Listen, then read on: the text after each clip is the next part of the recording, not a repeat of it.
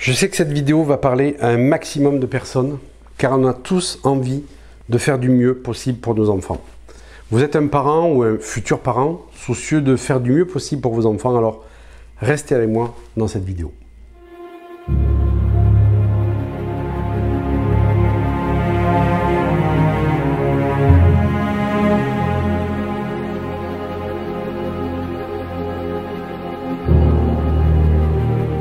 Bonjour, je suis heureux de vous retrouver donc pour une nouvelle vidéo. Si c'est la première fois que vous me rejoignez, je suis Yannick Vérité, bioénergéticien quantique et activateur d'éveil de conscience.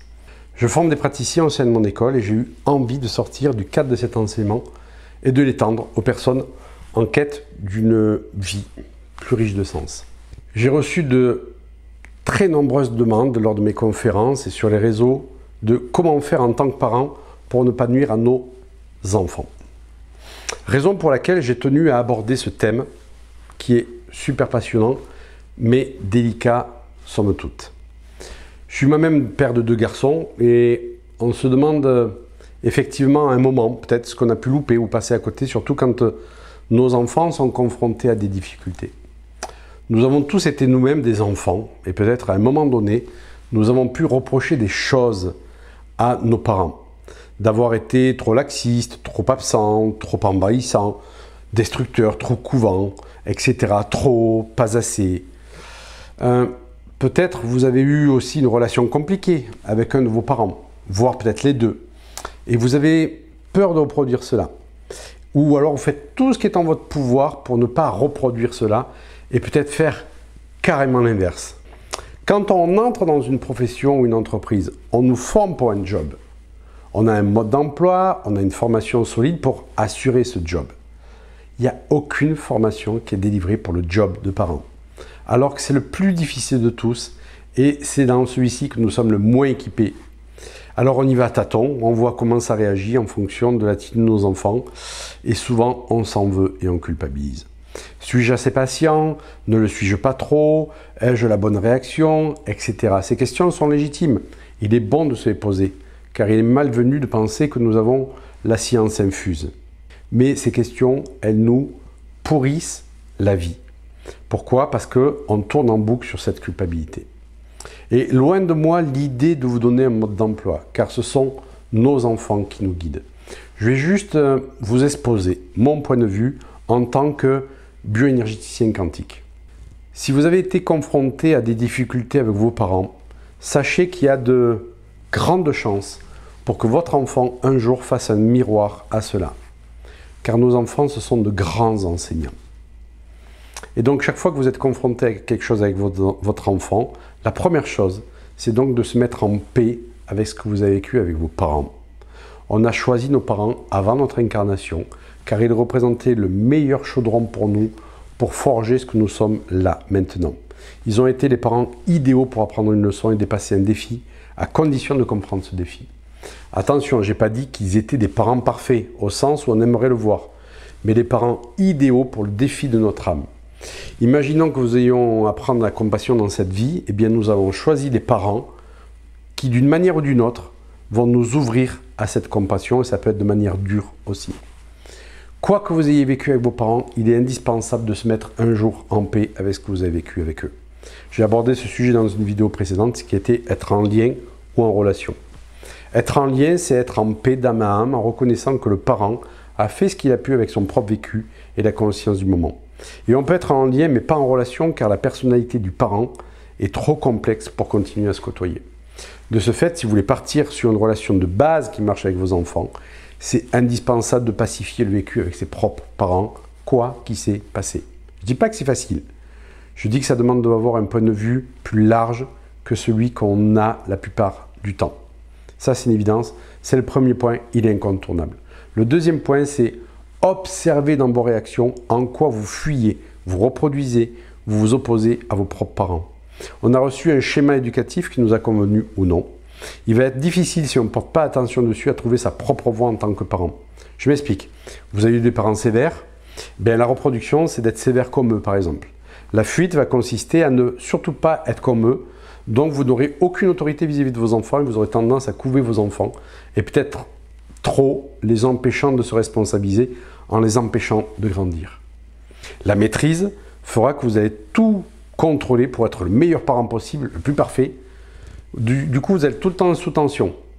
L'opposition, c'est quand vous avez tenu tête à vos parents et vous allez mettre aucune règle à vos enfants, ils pourront faire ce qu'ils veulent et ils vont être des rebelles. Alors, c'est un peu caricatural ce que je vous propose, j'en conviens, mais ça nous donne une idée de comment nous pouvons être pas libres tant que la paix n'a pas été instaurée dans notre cœur, notre tête, nos tripes, dans la relation avec nos parents. Le troisième point, c'est chaque âme est venue expérimenter sur Terre. Et pour vos enfants, c'est la même chose. Vous n'éviterez pas les expériences qu'ils doivent faire. De ce fait, n'interdisez pas à vos enfants. L'interdit donne le goût d'y aller. Dès que vous n'interdisez pas, cela relâche la tension. L'humain, il est ainsi fait. On le sait bien, tout ce qui est interdit attise le goût d'y aller. Informez-le des risques, des conséquences, expliquez votre point de vue, vos craintes, mais n'interdisez pas. Montrez à votre enfant que vous le considérez comme responsable quand il est en âge, bien entendu. Cela, bien entendu, doit s'adapter à l'âge de l'enfant. N'ayez pas à l'esprit l'intention d'enlever sur le chemin de vos enfants tous les cailloux, parce qu'à la moindre aspérité, il va se casser la gueule. Faites confiance à la force qui est en votre enfant, il a besoin d'expérimenter. Quand il a appris à marcher, il est tombé des centaines de fois, il s'est relevé, il a appris à marcher. Moi, j'ai eu un frère qui s'est drogué pendant de nombreuses années. La drogue dure, hein. Mes parents ont fait tout ce qui était en leur pouvoir pour le sortir de là, mais ça a été en vain. Cette épreuve, même si elle l'a emporté par une maladie qui en a découlé, lui a permis de trouver un sens à sa vie en allant construire un barrage en Afrique avec la population là-bas. Et donc, si vous vous sentez démuni en tant que parent face à une telle épreuve, eh bien, la foi ne doit pas vous quitter. Il faut voir les choses de manière plus haute. Mon frère devait passer par cette souffrance pour arriver à donner un réel sens à sa vie. De ce fait, même si cela est dur, on ne peut pas éviter les épreuves à nos enfants. Et pourtant, Dieu sait que ça peut être douloureux pour nous de voir un enfant souffrir. On n'aime pas les voir souffrir, et c'est normal.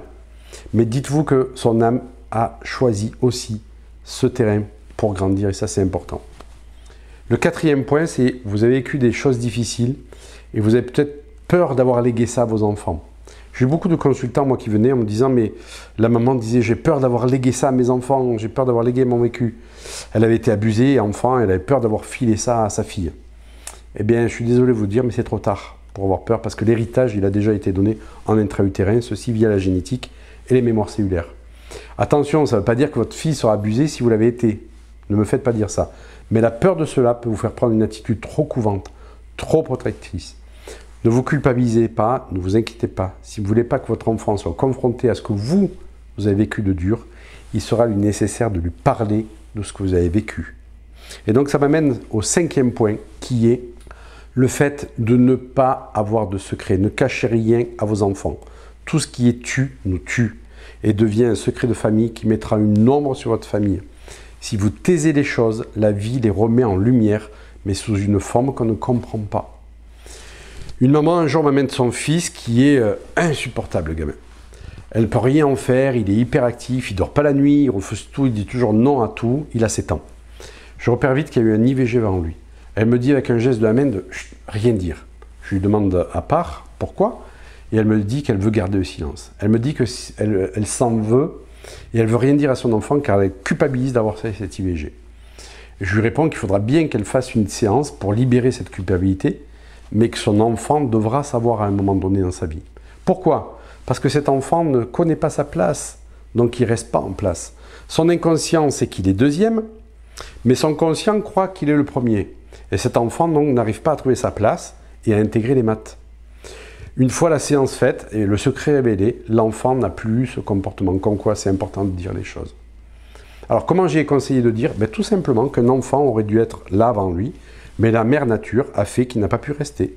Cet enfant portait la mémoire de la mort de cet enfant, et il ne dormait pas la nuit, il bougeait sans cesse pour exprimer que lui, il était en vie. Ne pas nuire à son enfant, ça peut être donc de lui révéler des choses qui le concernent. Si cela ne le concerne pas, gardez pour vous bien entendu, mais si ça le concerne, il faut lui dire à un moment donné les choses. Ne cachez rien à vos enfants en ce qui les concerne, car ça va ressortir un jour. Il a été adopté, vous lui avez caché, ça ressortira un jour. N'espérez pas qu'il en soit autrement. Tout ce qui a été mis sous le tapis se remet un jour en lumière d'une manière ou d'une autre. Alors il y a un bon moment et une bonne manière pour dire les choses, même si elles sont difficiles, vous sentirez le moment adéquat. Vous ne pouvez pas vous imaginer le nombre de femmes que j'ai reçues pour des blocages sexuels parce qu'un viol au niveau de leur mère avait été tué par peur de faire mal voir un membre de la famille et de faire toute une histoire dans la famille.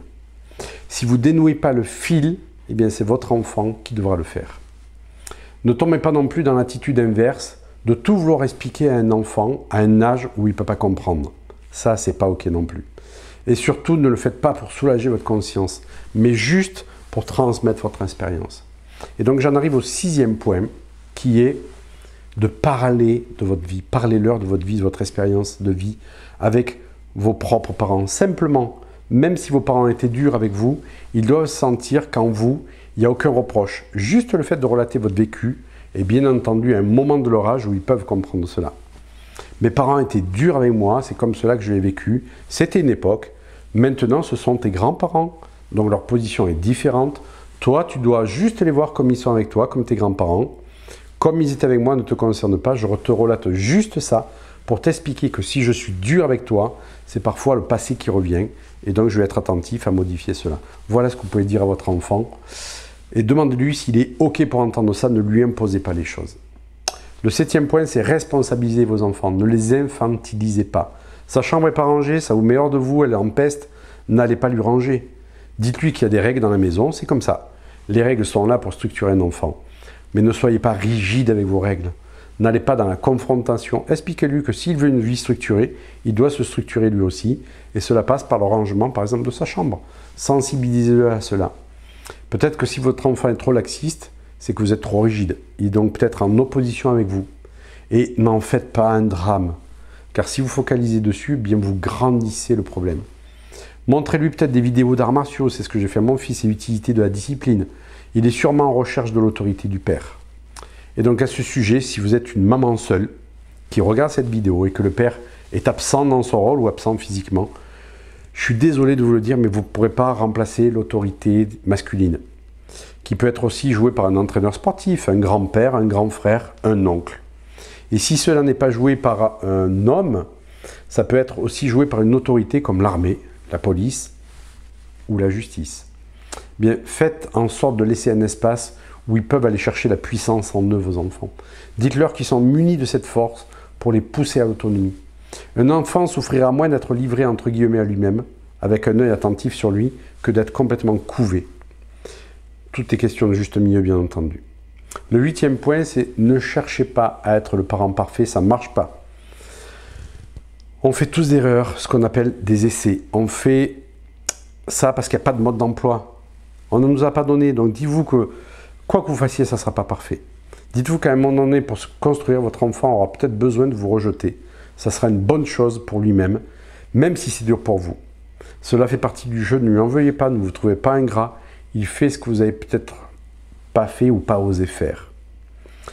Tout passe. Un jour, il arrivera à maturité, il verra les choses autrement. Et ne vous cramponnez pas parce que sinon, il va vous fuir encore plus. Bannissez la perfection, elle est contre-intuitive.